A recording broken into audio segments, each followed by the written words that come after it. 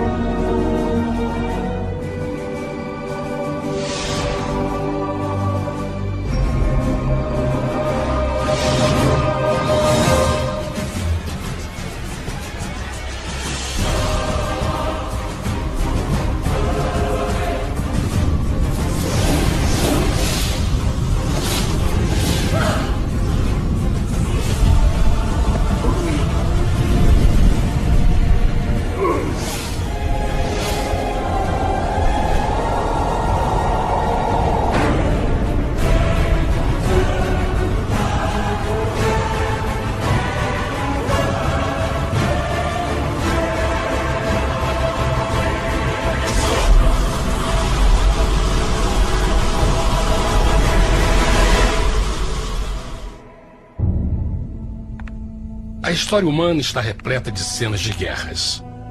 E todas as pessoas já experimentaram conflitos.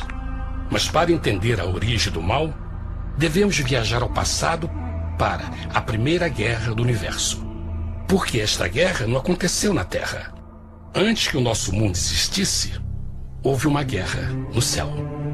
Mesmo as palavras guerra no céu soam como uma contradição. É quase inimaginável para nós que pudesse haver batalhas e conflitos entre as criações de Deus no paraíso. O que pode ter causado este conflito celestial? Graças a um livro antigo chamado Bíblia, temos detalhes suficientes para poder juntar as peças e desatar os nós. Mesmo que trágica, é uma extraordinária e bela história de amor que vai desde o princípio dos tempos até tocar pessoalmente a você, a mim e a cada indivíduo na Terra. Nossa história começa há muito tempo atrás na capital do universo. Em um lugar chamado Céu, que estava repleto de seres angelicais que amavam fazer a vontade de Deus.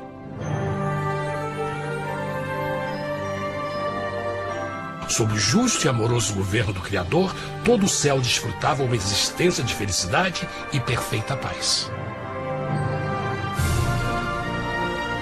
O príncipe supremo do paraíso e comandante dos anjos era o poderoso e amoroso Filho de Deus, mais conhecido com o nome que adotou quando veio à Terra, Jesus. Ele tinha o mesmo propósito e pensamento com Deus, o Pai. O céu, sob o comando compassivo do Pai, Filho e Espírito Santo, provou ser um maravilhoso lugar de paz e alegria. Para realizar as ordens de Deus, a Trindade estava rodeada de um oceano virtual de inumeráveis espíritos ministradores chamados serafins e querubins, mais conhecidos como anjos. Estas poderosas e inteligentes criaturas descobriram que a felicidade estava em cumprir as ordens do Todo-Poderoso. Mas Deus criou um extraordinário anjo para atuar como líder de toda a multidão celestial. A Bíblia nos diz que seu nome era Lúcifer, que significa portador da luz. Este querubim foi o maior ser criado por Deus e assumia a posição mais próxima do trono de Deus, estando diretamente sob a autoridade de Jesus. A tarefa de Lúcifer era difundir a luz e o conhecimento da vontade de Deus a todos os outros anjos. Lúcifer foi o mais esplêndido ser criado por Deus. Era extremamente bonito e dotado de enormes poderes de liderança e organização. Entre os anjos, ele foi muito admirado, respeitado e amado como amigo. Mesmo assim, Deus previu o mal que Lúcifer estava a ponto de introduzir no reino da luz. Cheio de sabedoria e formosura, de todas as pedras preciosas te cobrias. Tu eras o querubim, ungido para cobrir, e te estabeleci. No monte santo de Deus estavas. No meio das pedras afogueadas andavas. Perfeito eras nos teus caminhos, desde o dia em que foste criado, até que se achou iniquidade em ti. Quando Lúcifer percebeu a sua beleza e poder, seu coração pouco a pouco começou a mudar. Permitiu que seu enfoque se afastasse de Deus e direcionou seu amor para si mesmo. Talvez nunca saberemos completamente como e porquê estas sementes de rebelião germinaram em seu coração. Mas o profeta Isaías nos dá uma visão do pensamento de Lúcifer. Como caíste desde o céu, ó estrela da manhã, filha da alva! Como foste cortado por terra, tu que debilitavas as nações! E tu dizias no teu coração: eu subirei ao céu, acima das estrelas de Deus exaltarei o meu trono. Subirei sobre as alturas das nuvens e serei semelhante ao Altíssimo. Lúcifer, aos poucos, começou a cobiçar o poder de Deus, mas não sua personalidade. Ao pensar em suas próprias habilidades e belezas extraordinárias, os perversos tentáculos do orgulho e vaidade congelaram sua mente. Este ressentimento e inveja fizeram com que ele violasse a lei sagrada de Deus e se rebelasse contra seu governo. Precisamos fazer uma pausa e esclarecer algo. Desde o princípio, Deus ordenou que as leis da física governassem o mundo material em que vivemos. Sem essas leis naturais, o universo seria um caos. Do mesmo modo, as leis morais de Deus sempre têm dado segurança e estabilidade ao cosmos. Alguns pensam que os 10 mandamentos não existiram, até que o Senhor os entregou a Moisés no Monte Sinai. Mas as Escrituras nos ensinam que os princípios das leis de Deus sempre existiram por toda a eternidade, pois são a base fundamental de seu reino de amor. Seguros todos os seus mandamentos, permanecem firmes para todo sempre e são feitos em verdade e retidão. Os 10 mandamentos são um resumo das características de um Deus de amor. Os primeiros 4 mandamentos descrevem quem é Deus, seu poder, seu território e autoridade. Os últimos 6 descrevem como é Deus, sua honestidade, sua pureza, sua fé. Todas estas coisas sempre foram verdade e sempre serão verdade. Agora, pela primeira vez na história da eternidade, Lúcifer começou a violar esses princípios perfeitos. Lúcifer sabia que se fosse compartilhar o poder e status de Deus, necessitaria de apoio. E deu início ao trabalho. Começou sorrateiramente a circular entre os outros anjos, plantando sementes de dúvida e descontentamento a respeito da liderança de Deus, ao mesmo tempo em que, sutilmente, revelava suas próprias virtudes. Ele insinuou que Deus abusava de seu poder divino e suas leis restringiam a verdadeira liberdade e felicidade de suas criaturas. Com seu raciocínio audaz e poder de influência, Lúcifer pôde persuadir a um grande número de anjos a se unirem para seu motim. Talvez se perguntem, como tantos anjos inteligentes puderam seguir esse desertor? Bom, lembrem que até esse ponto nenhum anjo tinha escutado uma mentira. E nesse primeiro estágio da rebelião, os anjos não perceberam a obsessão de Lúcifer em assumir a posição de Deus. Não sabiam que finalmente ele planejaria a tortura e o assassinato do Filho de Deus na cruz com a intenção de ocupar o seu trono. Estranhamente, Lúcifer pensou que poderia ocultar seus verdadeiros propósitos de Deus. Ai dos que querem esconder profundamente o seu propósito do Senhor e fazem as suas obras às escuras e dizem: quem nos vê e quem nos conhece? Não pense nem por um momento que a rebelião de Lúcifer surpreendeu Deus e o pegou desprevenido. O Senhor sabe de todas as coisas e os pensamentos de suas criaturas. Ele entendia exatamente o que estava se passando pela mente de Lúcifer. E piedosamente Deus advertiu o desgarrado anjo do perigo. Mas no final, o orgulho e a vaidade não permitiram que Lúcifer se arrependesse. Então, iniciou a rebelião total contra Deus em vez da humilde obediência. Alguns podem perguntar: isso significa que Deus criou um anjo defeituoso? Não, mas ele criou Lúcifer com livre-arbítrio. Verão que o livre-arbítrio é uma coisa maravilhosa, mas também muito perigosa, incluindo o risco de uma rebelião e a possibilidade de que o amor de Deus seja rejeitado. Vejam que o amor real não pode vir de uma criatura pré-programada e não pode ser forçado, deve ser voluntariamente dado. Por exemplo, mesmo que seja bonito este cachorro robô, na verdade, nunca poderá amar-me. Posso fazer que pareça que me ame, mas só estará seguindo instruções pré-programadas. E que opção? Por outro lado, este pequenino está realmente feliz em ver-me. Ele decidiu dar-me seu afeto. E com o tempo, nossa relação se fará mais forte, enquanto eu ame e cuide bem dele. Do mesmo modo, um Deus de amor só quer amor verdadeiro de suas criaturas. E para que isso aconteça, elas precisam ter o livre-arbítrio. A rebelião de Lúcifer é a maior evidência de que ele tinha esta liberdade. Agora, a grande pergunta é: como Deus enfrentaria esta crise? Como lidaria com Lúcifer e com os milhões de anjos que se uniram nessa rebelião?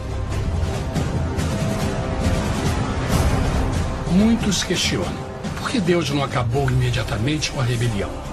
Afinal, ele poderia facilmente vaporizar Lúcifer com um raio. Mas isto teria solucionado o problema? Não, pelo contrário. Isso só teria intensificado as dúvidas e suspeitas que Lúcifer havia plantado na mente dos anjos. Lembrem que Lúcifer sabia, como ninguém mais, da engrenagem interna do governo de Deus. Sua destruição seria vista como parte de uma grande armação, e a razão que motivou servir Deus teria sido o medo da represália e não o amor.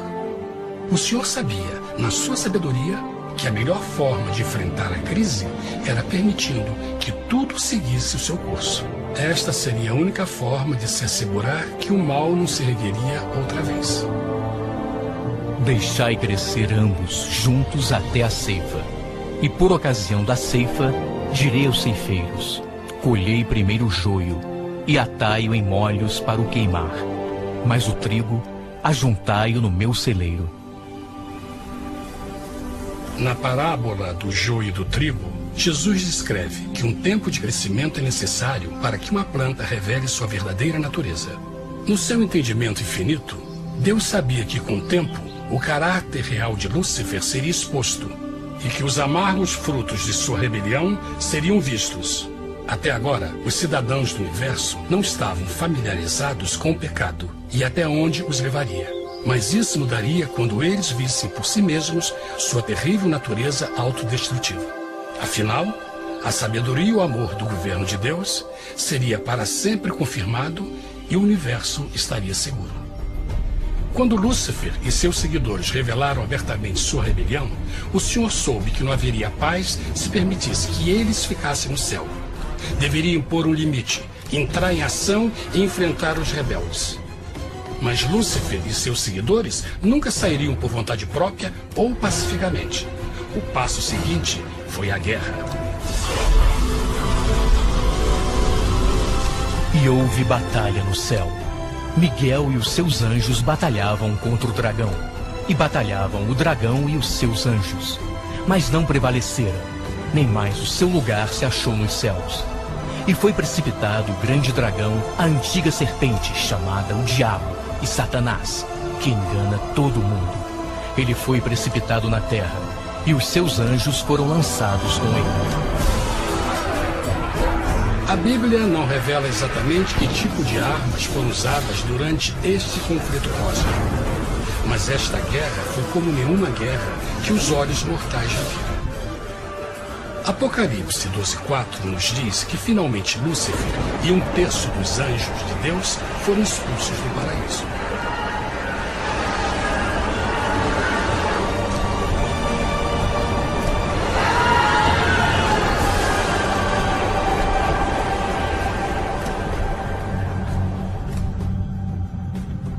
Mas e agora? Lúcifer tinha milhões de anjos ao seu lado, mas precisava de um pedaço de chão para continuar sua rebelião. Rápido, muito rápido, o universo começou a entender o quão doloroso e caro o pecado poderia chegar a ser. Mas a guerra não tinha terminado, apenas começava. Lúcifer, o portador da luz, agora virou Satanás, o adversário.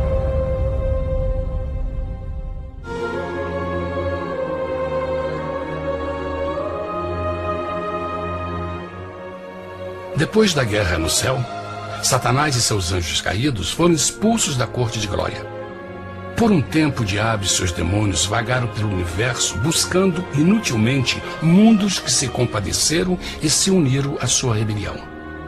Enquanto isto, o coração de Deus sentia intensamente o vazio que deixou a perda de Lúcifer e seus anjos. Então o Pai, o Filho e o Espírito Santo retomaram o seu trabalho favorito, o maravilhoso trabalho da criação. Decidiram fazer um mundo novo, pleno, com muita variedade e diversas criaturas de amor. Este novo mundo seria único, porque as criaturas principais seriam feitas à imagem de Deus. Para eles, o Senhor também daria o domínio deste planeta novo, que conhecemos como Terra. No princípio, Deus criou a terra. E viu Deus tudo quanto tinha feito, e eis que era muito bom.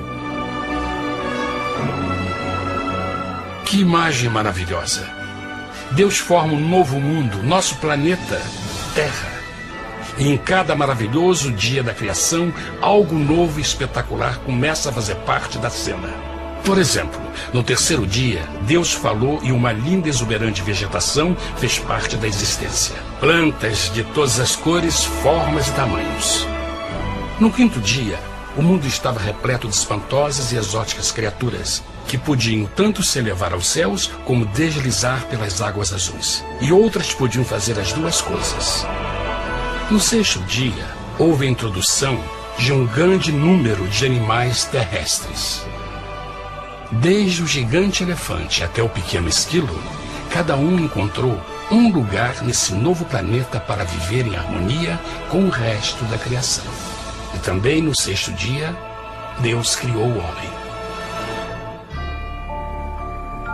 E disse Deus: façamos o homem à nossa imagem, conforme a nossa semelhança. E formou o Senhor Deus o homem do pó da terra, e soprou em suas narinas o fôlego da vida, e o homem foi feito alma vivente. E plantou o Senhor Deus um jardim no Éden, do lado oriental, e pôs ali o homem que tinha formado.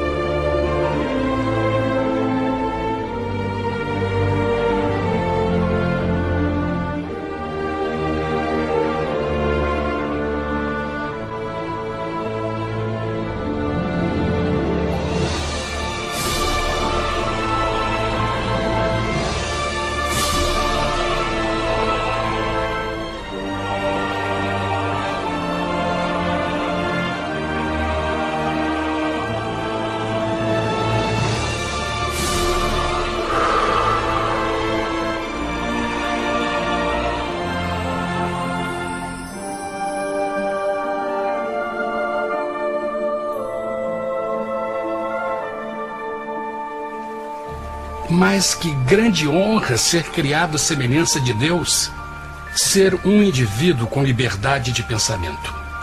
No princípio, o homem não percebia a sua nudez. Provavelmente porque antes do pecado ele estava vestido de glória e luz.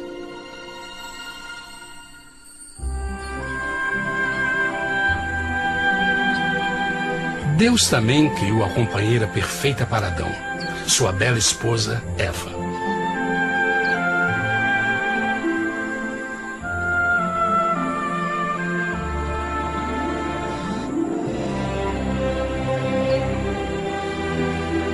O feliz casal foi colocado em um magnífico jardim perfeitamente projetado para aumentar sua felicidade. Para Adão e Eva e as outras criaturas da terra, também foi dado o privilégio divino de procriar a sua própria imagem. A intenção de Deus foi que a raça humana tivesse domínio sobre este paraíso perfeito para sempre. Eternamente felizes e saudáveis, trabalhariam com a flora do jardim de Deus, enquanto desfrutariam o afeto e companhia de todas as criaturas sob seus cuidados. O ambiente que nossos primeiros antepassados experimentaram foi muito diferente do mundo de hoje. As rosas não tinham espinhos, os insetos não mordiam nem picavam, e os leões e as ovelhas brincavam juntos. Mas a grande bênção era os humanos viverem em perfeita harmonia com seu Criador. A cada 7 dias, Adão e Eva descansavam de seu prazeroso trabalho e gozavam de uma comunhão com a visita de seu Criador. Era um mundo esplêndido e maravilhoso. E esse estado de felicidade teria continuado eternamente se nossos primeiros parentes tivessem mostrado fidelidade com uma simples prova. Mas da árvore do conhecimento do bem e do mal, dela não comerás, porque no dia em que dela comeres, certamente morrerás. Visto que o adversário havia contaminado o universo com sua rebelião, o Senhor viu a necessidade de uma simples prova de amor e lealdade. Lembrem que os anjos bons acabaram de ver 1/3 de seus amigos serem expulsos do céu durante a guerra. Como estariam seguros de que esses novos humanos não se uniriam a Lúcifer e causariam problemas? Então o Senhor plantou uma árvore no jardim, uma árvore cujo fruto não deveria ser comido sob pena de morte. Ao passar por esta simples prova de obediência, Adão e Eva mostrariam a lealdade para com Deus e a fé em sua palavra. Ainda mais, era uma prova de amor. Por isso, Jesus disse em João 14, se me amais, guardais meus mandamentos. Mas alguém mais soube desta prova de fé e estava determinado a usá-la em seu favor. Satanás estava com inveja dos humanos que desfrutavam da bendita vida que ele perdeu. Sua feliz existência estava em total contraste com a sua, que agora estava cheia de culpa, pecado e miséria. Com ressentimento e raiva, não estava disposto a deixar o casal em paz, pois o pecado sempre buscará arrastar a outros consigo.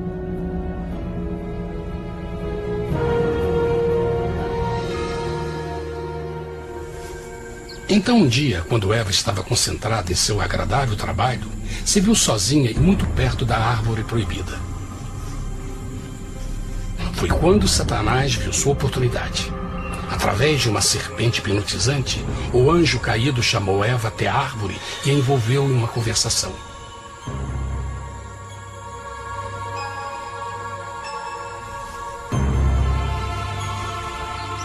Suas palavras encantadoras foram cuidadosamente calculadas para gerar desconfiança a Deus.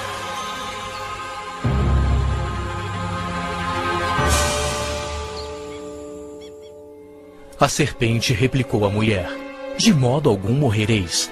Deus sabe que no dia em que dele comerdes, vossos olhos se abrirão, e sereis como Deus, conhecedores do bem e do mal.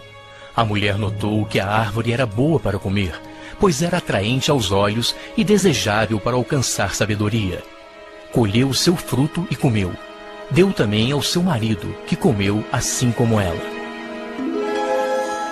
Tragicamente, quando Eva escutou a suave e sedutora voz do tentador, começou a ter certas dúvidas da palavra de Deus. A serpente enganou-o com a promessa de grande poder e sabedoria. Isso chamou sua atenção. Além disso, aparentemente o fruto deu à serpente a habilidade de falar. Que outros poderes poderia dar a ela? E mesmo tendo acabado de conhecer a serpente, ela confiou em sua palavra acima da de Deus, quem a criou, e lhe deu um paraíso para viver. Então Eva comeu o fruto proibido e convenceu seu esposo a fazer o mesmo. Adão poderia ter escolhido ser fiel a Deus, mas colocou seu amor pela esposa acima do seu amor por Deus. Quando os nossos primeiros parentes mostraram lealdade ao inimigo, o domínio da terra foi tomado por Satanás.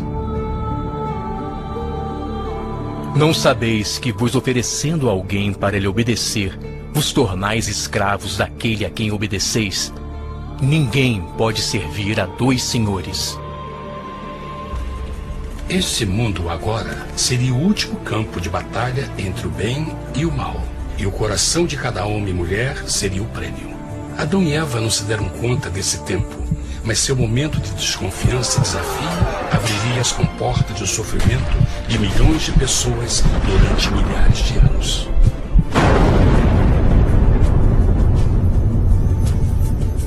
Portanto, como o pecado entrou no mundo por um homem, e por ele a morte, e assim a morte transmitiu-se a todos os homens naquele em quem todos pecaram. Nossos primeiros parentes logo enfrentaram o terrível resultado de seu pecado.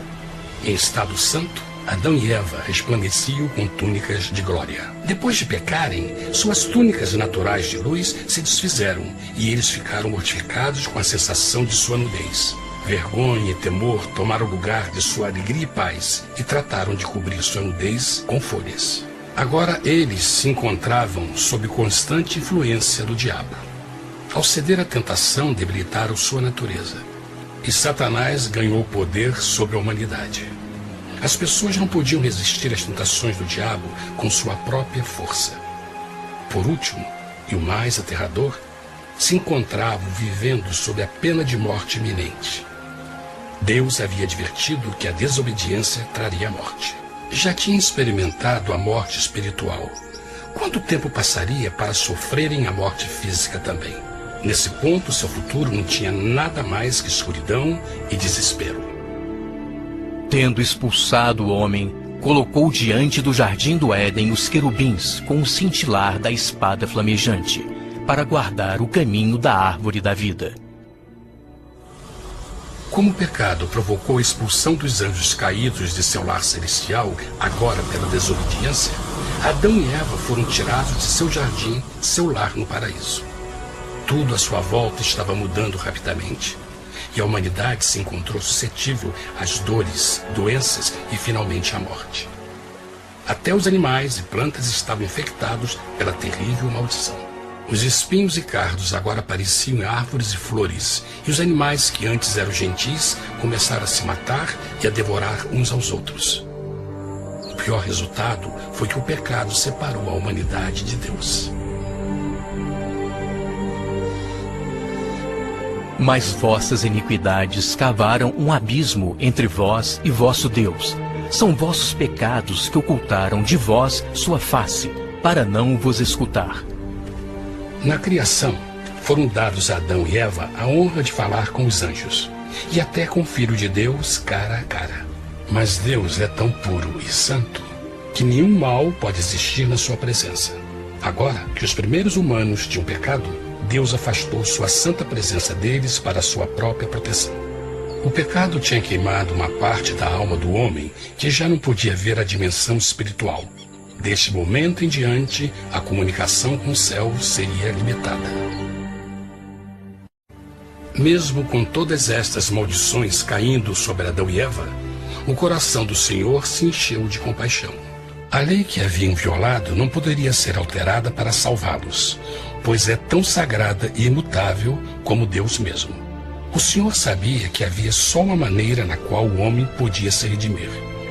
Então um plano foi revelado, nascido do fundo do coração de Deus. Um plano para salvar o homem de seu encontro com a morte eterna e restaurar tudo que estava perdido com o pecado. Seria de grande intensidade, alcance e poder, mas seria um plano que também implicaria num enorme sacrifício. O amor de Deus para conosco se manifestou por ter enviado ao mundo seu Filho unigênito, a fim de vivermos por ele. Nisto consiste o amor, não em termos nos amado a Deus, mas em ele nos ter amado e enviado seu Filho para se sacrificar por nossos pecados. As Escrituras claramente ensinam em Romanos 6:23, o custo do pecado é a morte. A lei violada demandava a vida do pecador e só tinha um em todo o universo qualificado como substituto da humanidade. O Criador só podia pagar a dívida de suas criaturas tomando seu lugar. Então Jesus Cristo, o Filho de Deus, concordou em deixar a pureza, glória e segurança do céu. Ele viria para morrer em nome do homem em seu malvado e renegado planeta.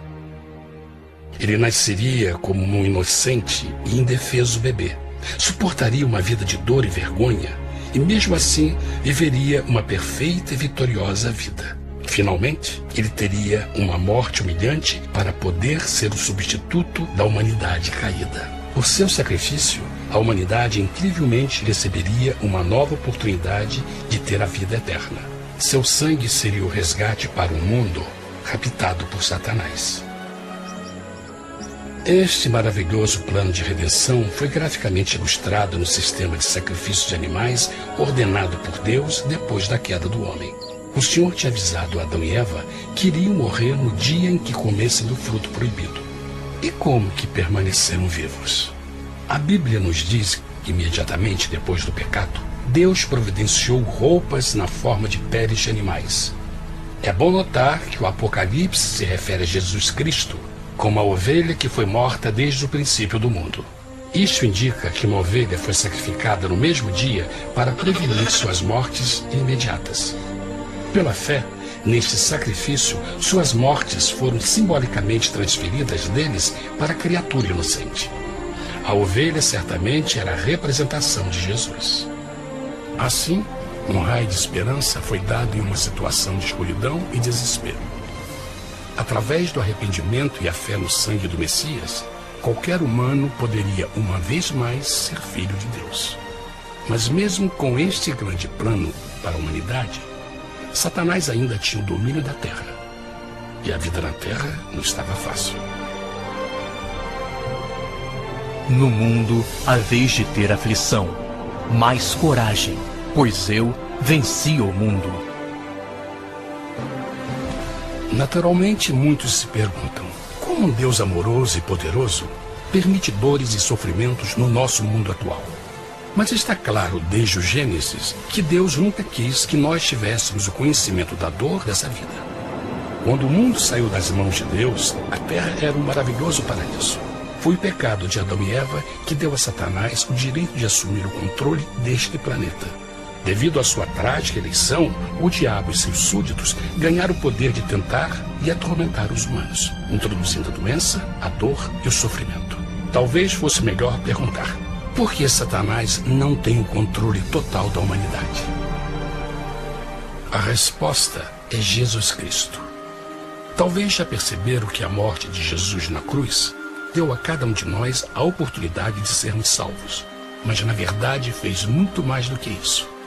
Quando o Salvador ofereceu sua vida para redimir a terra, esse ato poria restrições ao controle de Satanás sobre a humanidade. Satanás não poderia forçar nossa vontade e seu poder de nos ferir seria limitado.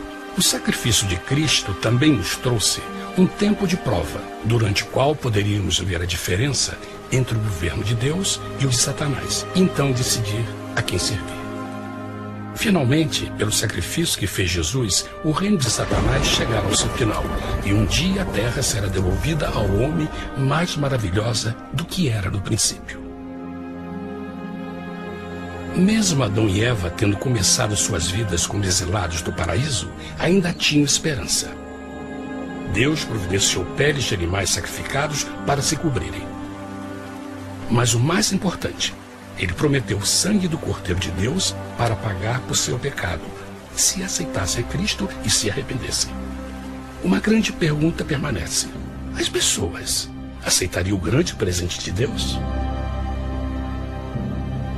Como escaparemos se agora desprezarmos a mensagem tão sublime da salvação? A incrível história que acabaram de escutar é verdade e afeta vocês. Pois, pelo desejo de Satanás de ser Deus e a desconfiança e desobediência de Adão e Eva, todos nós nos encontramos em uma situação perigosa. De um lado, a humanidade foi grandemente favorecida por Deus com uma segunda chance de recuperar nosso lugar no Éden. Por outro lado, se nós desistirmos de aproveitar esta grande chance, nos tornaremos escravos de Satanás e finalmente seremos destruídos quando Deus limpar o universo do pecado. Amigos, não há melhor hora de fazer sua escolha por Jesus do que agora mesmo. Nenhum de nós sabe quanto tempo mais teremos que viver nesta terra. Jesus nos tem mostrado grande interesse no seu bem-estar e seu amor por vocês o levou a providenciar uma maneira de escaparmos de uma futura destruição. Ele quer que você o aceite e se arrependa de seus pecados. Através de Cristo, pode encontrar o perdão para tornar-se como Ele em caráter. A triste notícia é que Satanás atua de todas as formas possíveis para evitar que aceite o presente da salvação de Deus. Devido à nossa rotina da vida, o amor ao dinheiro ou alguma outra distração fascinante, ele trabalha para manter a todos ocupados e afastados do que, na realidade, mais importa, sua salvação eterna. Para que entendam a realidade da situação e que se você não escolhe a Jesus por omissão, está escolhendo a Satanás. Mesmo que a terrível escolha de Adão e Eva nos traga morte e miséria, vocês agora podem tomar uma melhor decisão. Deus está oferecendo uma paz que satisfaz o anseio mais profundo de sua alma e uma alegria que não encontrará nas atribulações deste mundo. O desejo que tem o coração de Deus é que seja salvo e esteja com Ele no paraíso. Mas o único que pode mantê-lo fora do céu é você. Imagine a tragédia que seria se você recusasse este precioso presente. Você pode decidir hoje e aceitar a salvação que Deus prometeu. Na verdade, nesse momento, pode aceitar a vida eterna através de Jesus Cristo. Posso convidá-lo para que acompanhe agora mesmo em uma simples oração, aceitando sua maravilhosa oferta? Por favor, repita depois de mim. Querido Pai Celestial, venho a Ti agora e humildemente pedir Teu perdão. Senhor, confesso que sou um pecador e violei Tua santa lei. Entendo que a pena por esse pecado é a morte. Acredito que Jesus Cristo sofreu e morreu na cruz para receber o castigo por todos os nossos pecados. Acredito que Jesus ressuscitou e eu o aceito como meu Salvador pessoal.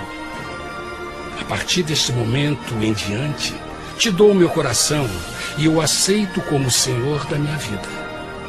Por favor, perdoa todos os meus pecados e envia Teu Espírito para ajudar-me a fazer a Tua vontade. Te agradeço por Teu grande amor e aceito Teu presente da vida eterna. E eu oro tudo isso em nome de Jesus. Amém.